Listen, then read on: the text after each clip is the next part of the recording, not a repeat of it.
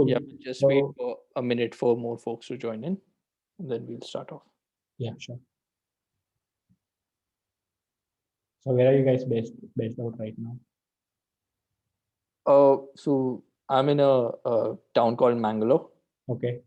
Yeah, so Okay. we're generally based out of Bangalore, but then now we are all gone remote. Yeah.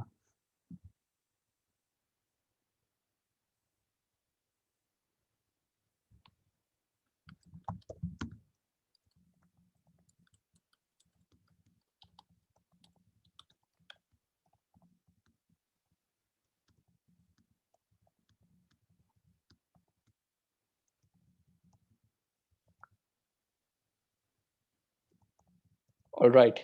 So very glad to have Sridhar from Odds Finance here with us today. He's a CTO at Odd Finance and has worked in like a variety of tech tech companies before this, and really excited to see to take a deep dive into um, odds today.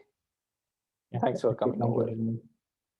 Yeah, I mean, like, so to begin with, I'll probably, like, cover a little bit around how arts actually started, and then, like, we'll move on to a little bit around what we envisioned arts to be, and then, like, how we actually built the tech around arts, like, starting with our arts option, and then, like, I'll towards the end, I'll probably share the live video or maybe live demo of our testnet product, and then, like, that is scheduled to be launching mainnet soon. So yeah, I mean, like, myself, like, being a trader for last 3 years, like, I had a little bit of curiosity around options and mathematics, especially the Black Scholes model and binomial model. That actually led me to, like, explore options for, cryptocurrencies. Not just options, but also the other variants of derivatives, such as perpetuals, conditional tokens, etc. And like, towards the, like, early 2020, like, I explored quite a few products out there, especially in DeFi for cryptocurrency derivatives. I thought, like, some of them didn't have so much of volume, and some of them had a little bit of technical issues in terms of pricing, especially some of the components that are required for pricing the options.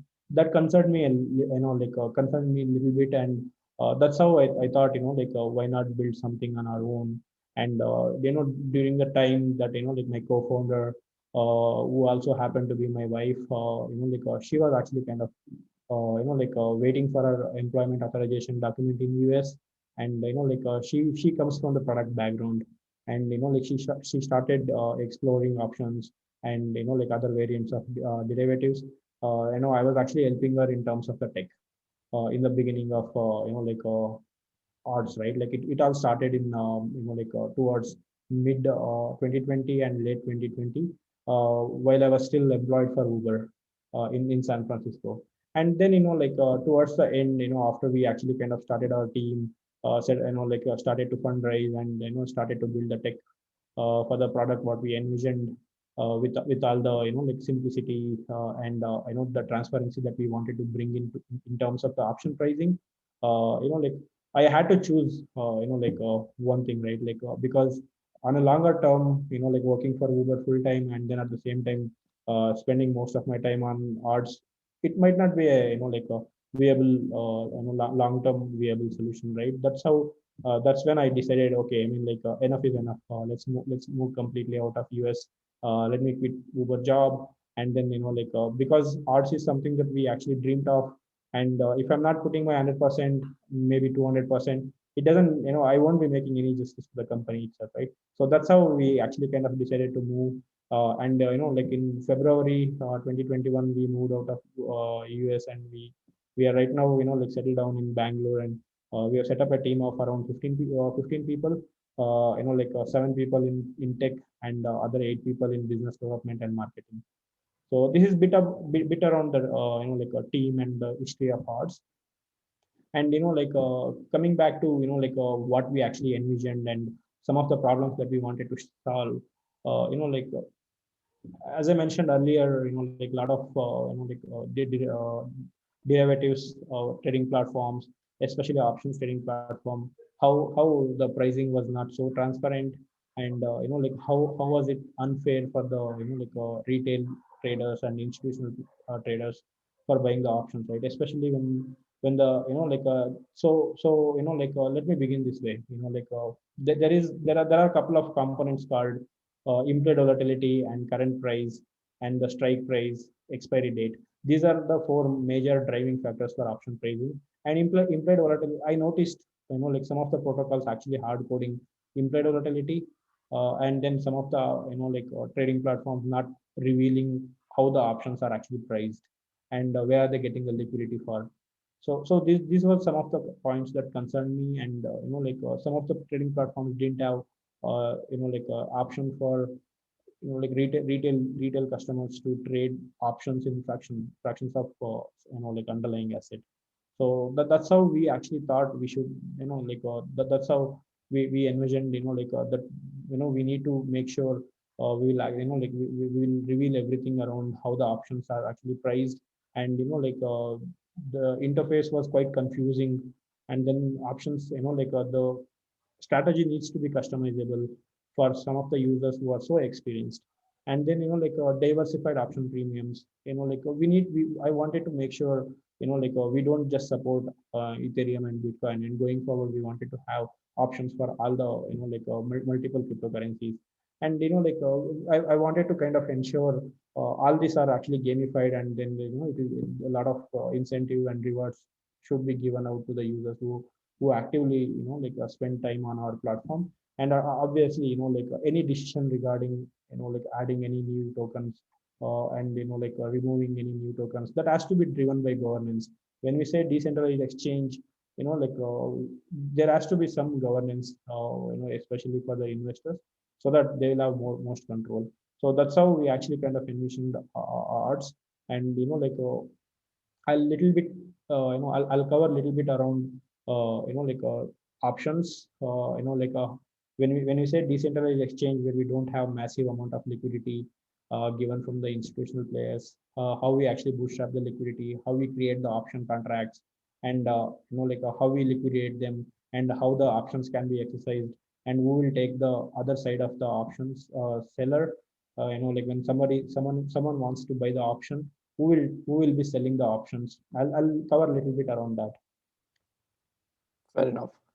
Sounds great, Sridhar, and yeah, lot of interesting things here. Uh, Also, uh, to be honest, like a lot of the audience is primarily from a non-finance background, so maybe you'll have to along the way just give a brief about how these financial terms works. I'm not too sure how many are familiar with the term options itself, though that's certainly something uh, that's a lot of interesting possibilities there. Sure. When I say, when we say options, it's more around, it gives a, a surety or something that you can imagine it as an insurance for some of the underlying asset that you hold. And sometimes it's more around speculation. A call, there are two types of options, right? Like one is call and another one is put. So a call option contract gives owner the right but not the obligation to buy the underlying asset at a predetermined strike price.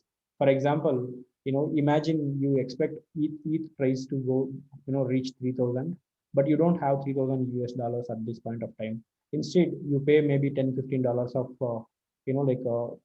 as I know, $10-15 as a premium fee. And, like you buy one underlying, one Ethereum option expiring next week or maybe next month, any expiry date that you want, right? And in case, if the option, if the underlying asset, in this case it's the Ethereum, if the Ethereum actually reaches 3,000, where your strike price was, your current price was 2,400, and your strike price is 3,000, and if it reaches beyond that point, you will still be able to buy the Ethereum at 3,000. Got So it. for example, if imagine it as this, right? Like expecting the Bitcoin to go to like 50K, and like you select the strike price as maybe current price as 30K, and then like if the current price after a month, if the Bitcoin reaches 60K, you will still be able to buy the Bitcoin at 30K because that was your strike price. So for which you already paid the premium fee. And similarly, put option, right? Like put options are something where you can actually sell your underlying asset at a predetermined price, even though it is way below the like a predetermined price, right? For example, imagine you hold one Bitcoin and you feel little insecure about the market condition, and you hold a put option expiring next month with a strike price being 30,000. And if the Bitcoin price goes to 20,000, you will still be able to sell your Bitcoin at 30,000. That's the power of option contracts. Like you expect the market to go up and you buy an underlying asset, and you will, like you buy the option using which you can buy the underlying asset. In case of a put, you actually kind of even though if the market goes down, and if the price of the underlying asset goes down, you will still be able to sell the option at a given strike price. So this is the like general simplified form of call and put options. Right. So is the underlying asset, is it locked for that period, or uh, can you in between, if you can, you still do things with it? Yeah, I mean, so I mean, like when you actually kind of hold a contract, you paid the amount for the contract, right? You paid the premium fee for the contract. Like it got nothing to do with your underlying asset. You can sell, or you can you Okay. can buy, or you can do what you can convert it to other like tokens, like of your wish. It doesn't matter. So as long as your option is valid, is not expired, and it's in Okay. the money, you will be able to make the profit. Either you can sell the option back to the exchange and make the profit, or you can exercise it. Exercising nothing but like selling the Ethereum in case of a put option, and buying the Ethereum in case of a call option. Got it. Got it. That makes a lot of sense. Cool. So moving forward, like I clearly mentioned, like how the options are actually, like a price, right? Like strike price, expiration, current price, and implied volatility rate. Like so IVR is nothing but implied volatility, and underlying asset.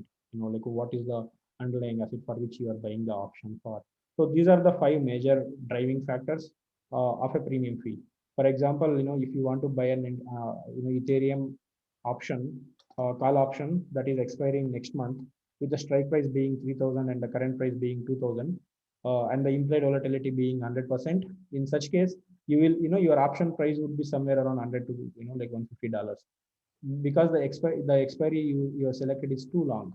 So like shorter the expiry, you will be paying lower premium fee, and higher the expiry, you will be paying the higher premium fee. Just due to the fact that like your risk to reward would be a little bit of a safer side when you select the longer expiry, because the probability of Ethereum price moving to 3,000 is more compared to like a 1 week expiry. So that's how the options are actually kind of priced. And let me take you to the document. So like as I mentioned earlier, like being decentralized and not having enough like a lot of liquidity, because like I heard from one of my friend who actually worked for one of the centralized exchange, and he claims that these options in centralized exchange, and especially in US markets for options for stocks, right, in the stock market, they don't lock the liquidity.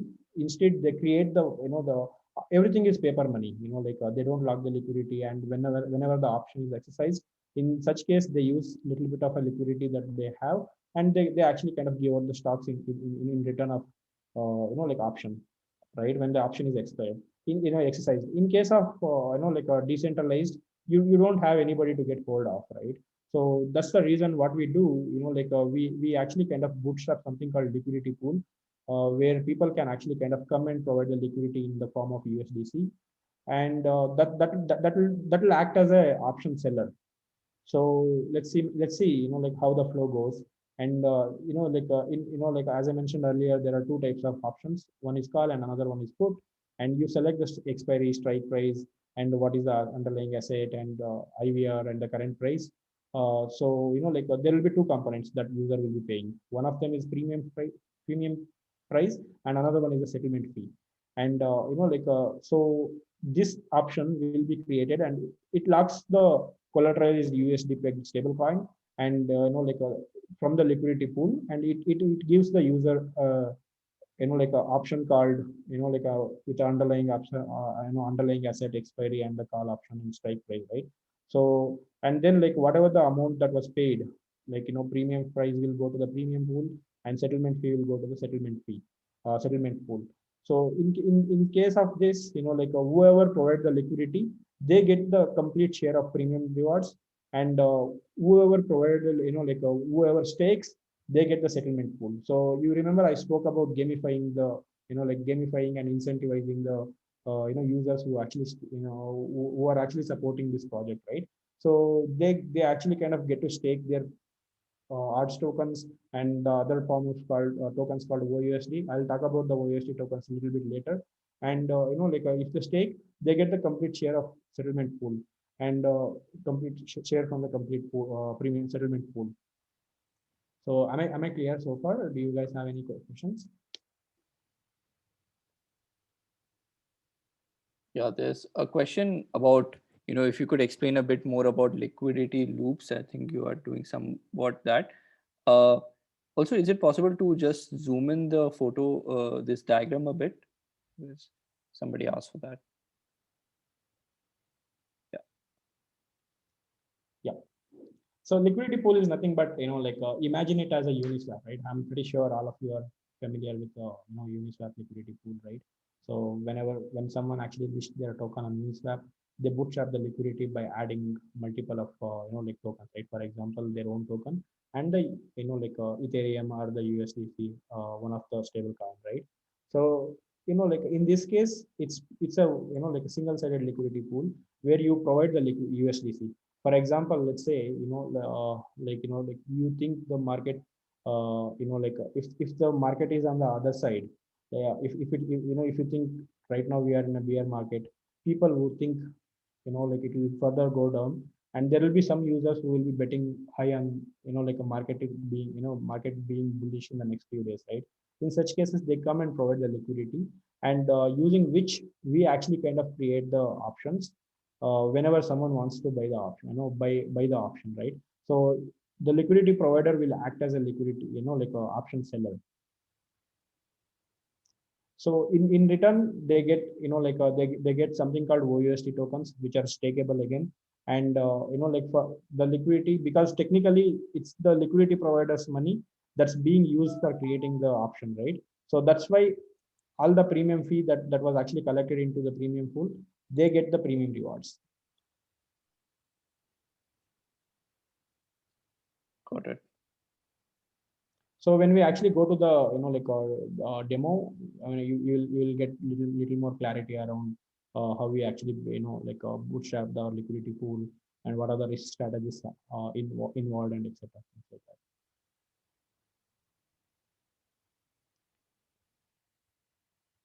So right now, like we saw around how the options actually kind of gets created, and let's see how the options actually kind of gets exercised or expired, right? So let's say like in the money is ITM is nothing but in the money, and if it is in the money is nothing but you being profitable, right? You predicted Ethereum price to be 2,200, with the current price being 2,100, and after a couple of days, Ethereum price goes to 2,300. In this case, you are profitable with $100 of $100 worth of profit, right? So we call such options as in the money options. And if it is in the money, and if user wants to exercise, so imagine, right, like if user wants to pay 2,100, or maybe 2,200 being the strike price, he wants to pay the 2,200, and he wants to get Ethereum in return. In such cases, we call it as exercise, and we get the amount from the we collect the like equivalent of whatever the strike price equivalent of USDC, and we give him the Ethereum. And if he don't wants to exercise and just get the profit, we actually unlock the amount that was actually locked during the option creation, and we give out the under like a profit for the user. So this is how the option exercise flow works. Like there are one, there can be only three outcomes, right? One is if it is in the money, then there could be two outcomes. If it is not, then we simply unlock and we pay out the profit to the liquidity providers. So let's say, like when we go to this, uh, so in case I am actually selecting a call option and Ethereum is being the underlying asset, and current price being 1,984, let's say I think 2,000, right? Like, so 2,000 is the strike price, with the expiry being end of this month or maybe next month. So for which I am paying $205 worth of premium fee and $9 as the transaction fee. So the implied volatility is 91% in this case. So because for next 1 month, the implied, there is a 91 percentage of probability that Ethereum price might reach 2,000, right? So after this point, after 2,000, if the Ethereum price goes above 2,000, any $1 movement that will give the profit of $1 to the option holder.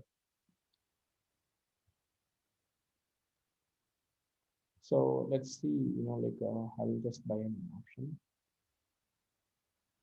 Okay, it looks like the contract has updated. So yeah, I mean, now coming back to, the flow that I was explaining, as I mentioned earlier, the liquidity providers make more profit when the market is stagnant, and the option buyers will make more profit when the market is actually being sideways, right?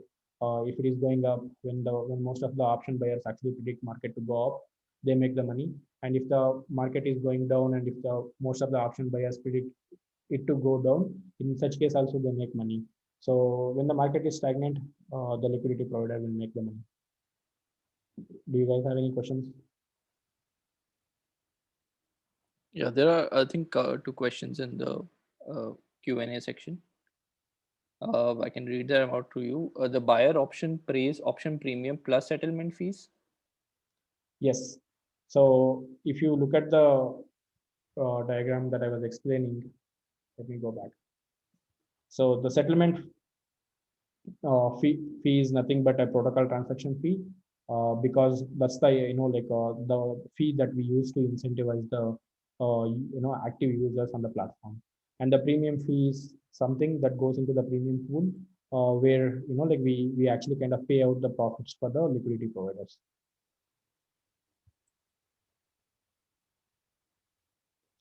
Got How it. the implied volatility of 91% is calculated is truthful. So it's basically an implied volatility, and we get it from Chainlink. Chainlink uses multiple aggregators, and obviously, these aggregators also get the implied volatility from some of the centralized exchanges. For example, Derbit is one of the a platform where these aggregators get the data from. So it's kind of a mix of it uses the surface volatility, and by applying the market condition, they calculate the implied volatility. And in some cases, the centralized exchanges, based on the supply and demand, they there would be an option price using which they reverse calculate the implied volatility.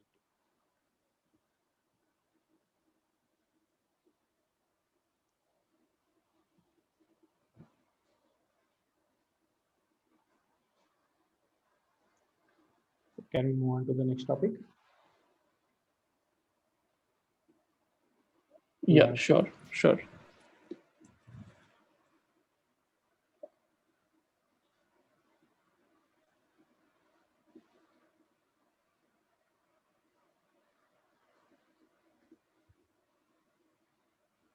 Cool. So we actually spoke about how the options gets created and things like that, right? So now we'll move on to the next topic called liquidity provider, right? So what are the benefits being a liquidity provider? You get out of our platform, and what how do you analyze your risk strategies and etc. So let me just open up another document.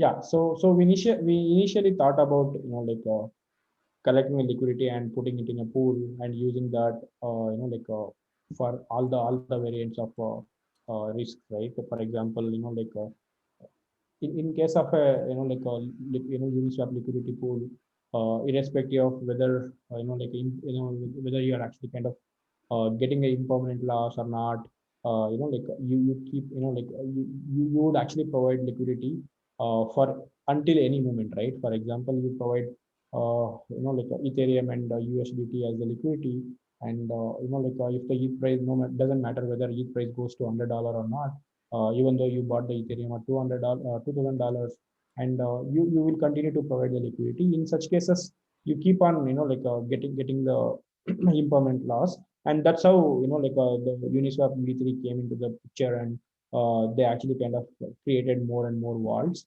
where liquidity provider can actually kind of pick his own risk and reward strategies, right? So similarly, we are also kind of we have also set up.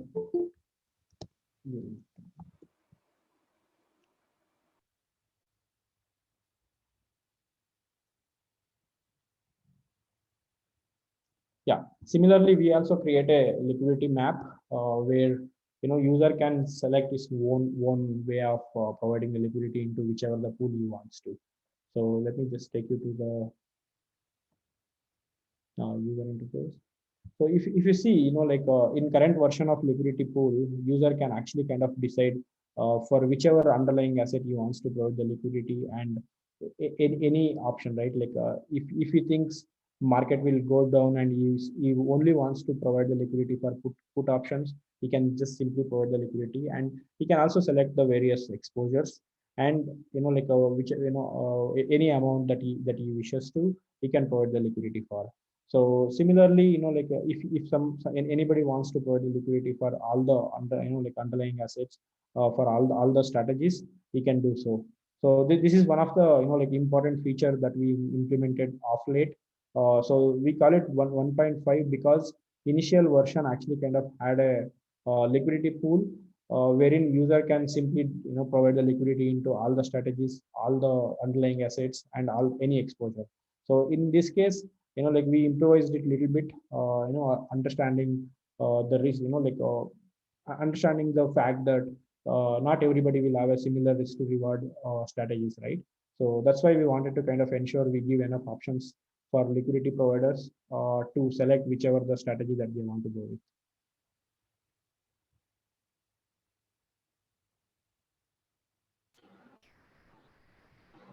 All right, that really sounds exciting. Sorry, Denver had to attend another meeting, so I'll be taking ahead from you. So, does anyone have any questions? If so, you can put it up in the Q&A.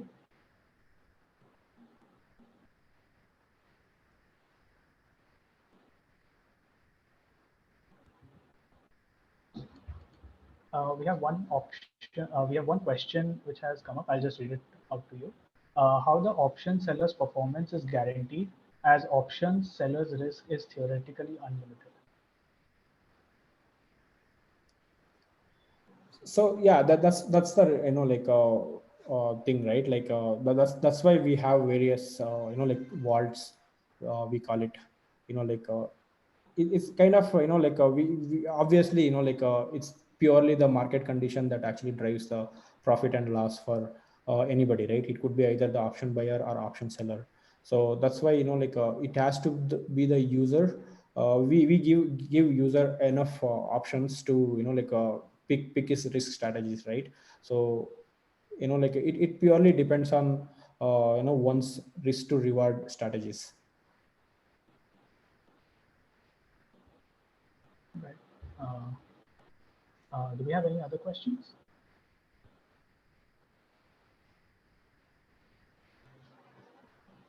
And I also wanted to talk a little bit more on easy options, so at this point of time we are mostly focusing on we are not just focusing on retail and institutional investors who are so experienced, right? We are also focusing on users who are very new to the option trading. Like we just don't want to give them a option of going to the customized options and selecting their own strategy with strike, whatever the strike price or whatever the expiry and things like that, right? Instead we actually simplify the whole option creation flow, by within a few clicks, right?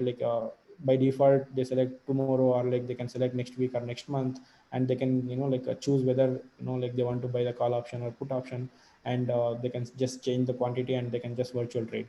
In this case, we have actually set up an ML algorithm which will actually kind of decides the strike price ranges depending on the market condition.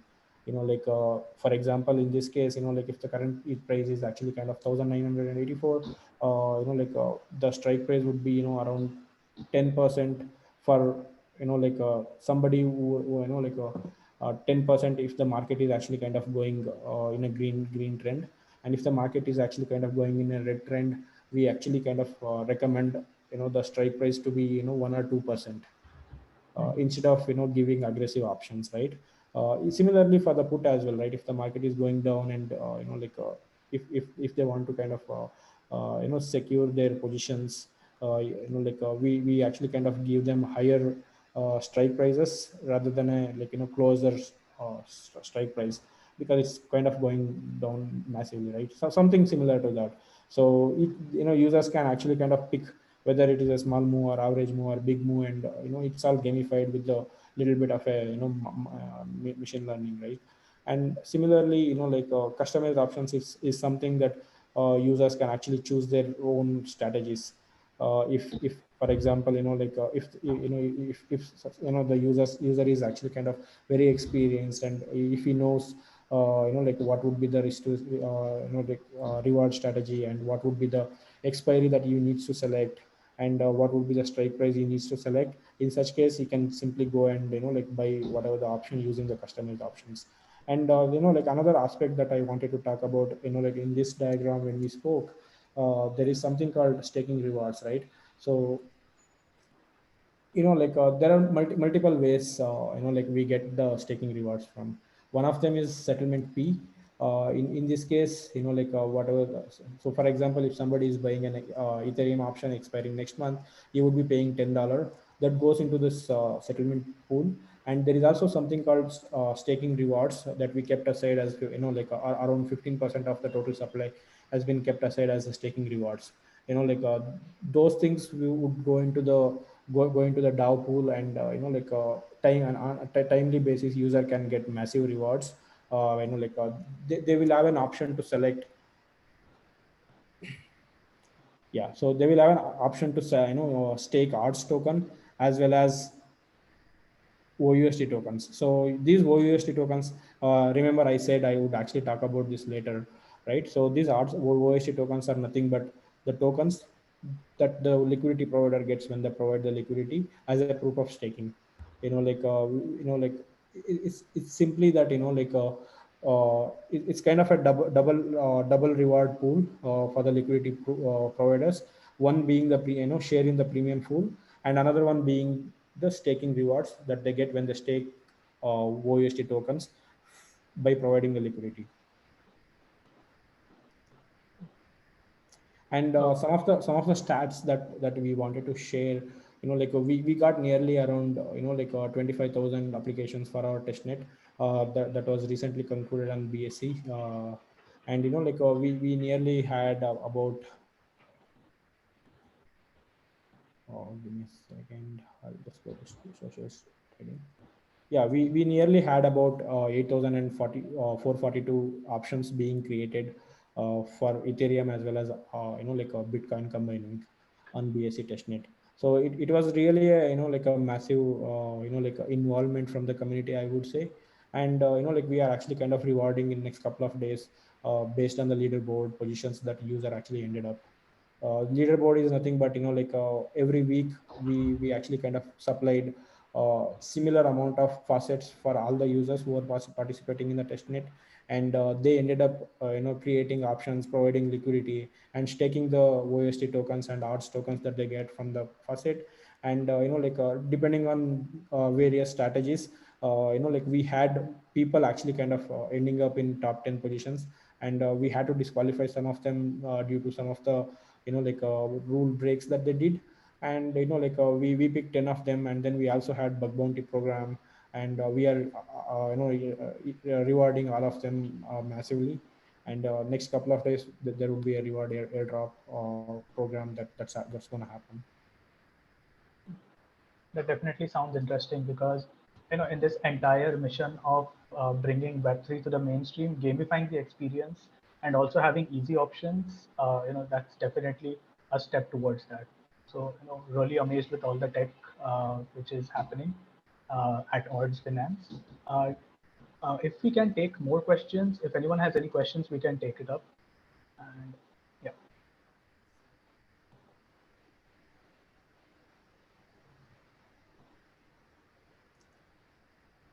Right. I guess there are no questions as of now. Right. So thank you. Wait, yeah, Yeah. someone. There's one more question. Can you please walk through any trends? Okay, so like our smart contract auditing is going on right now, and we had to redeploy all the smart contracts. So if you can give me a couple of minutes, I'll just get some faucets, and I'll just perform some live trades, and also provide some liquidity and everything. Give me a second. I will just stop sharing.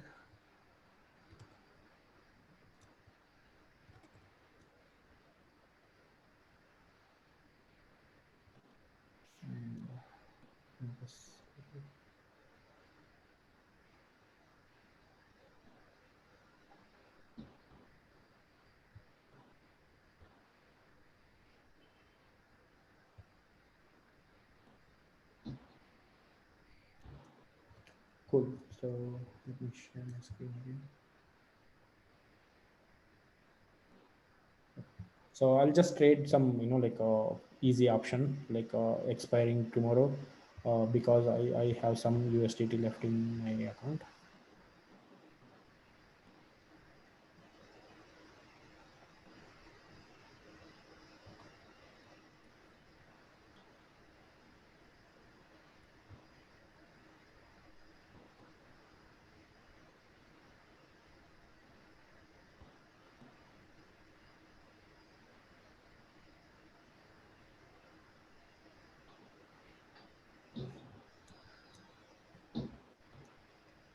So we just made a trade right now, and if you see, I spoke about $22, which is a premium fee going with the premium pool, and another $1, which is a settlement protocol transaction fee that is going into the settlement pool later, which will be distributed as staking rewards. And another important thing that I wanted to talk about was, if you notice, whenever I wanted to buy an option, the MetaMask showing a sign transaction rather than accept or next button, right?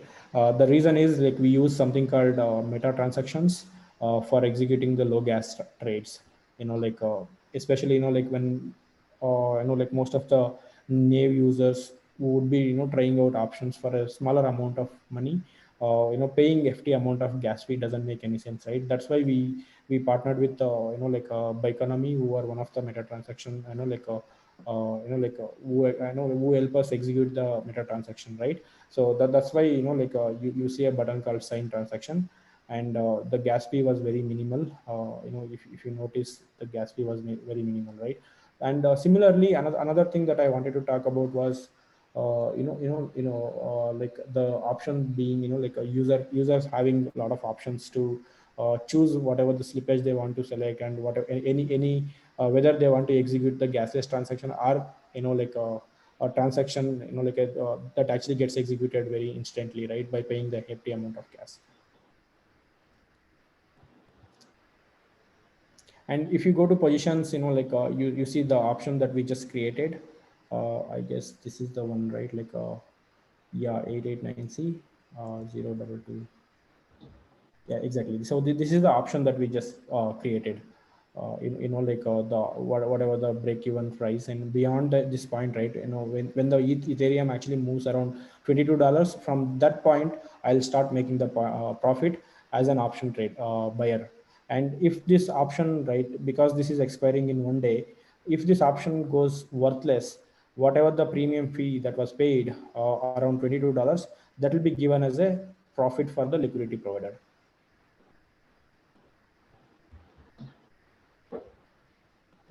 That sounds great. Uh, you know, and thank you, Sridhar, for the live demo. That is definitely helpful to all of the viewers here who wanted to see how Odds Finance works. We can take any other questions as well if there's any. So.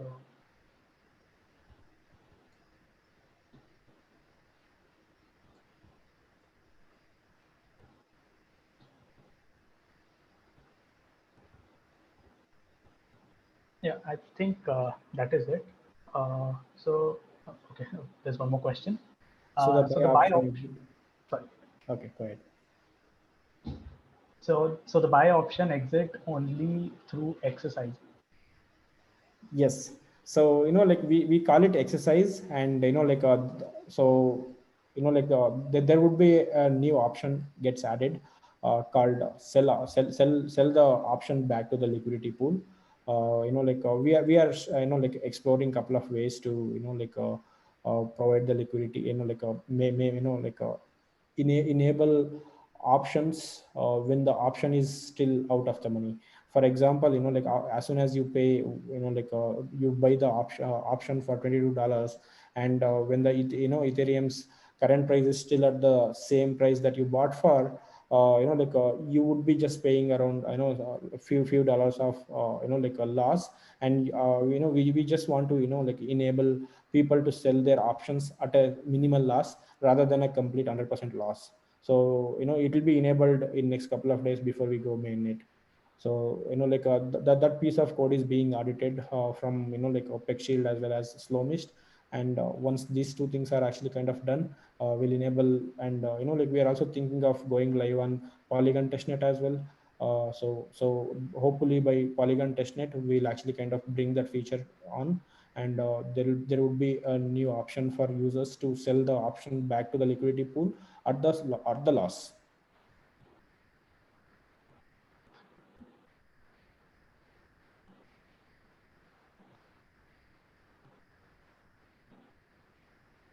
Any other questions? Anyone?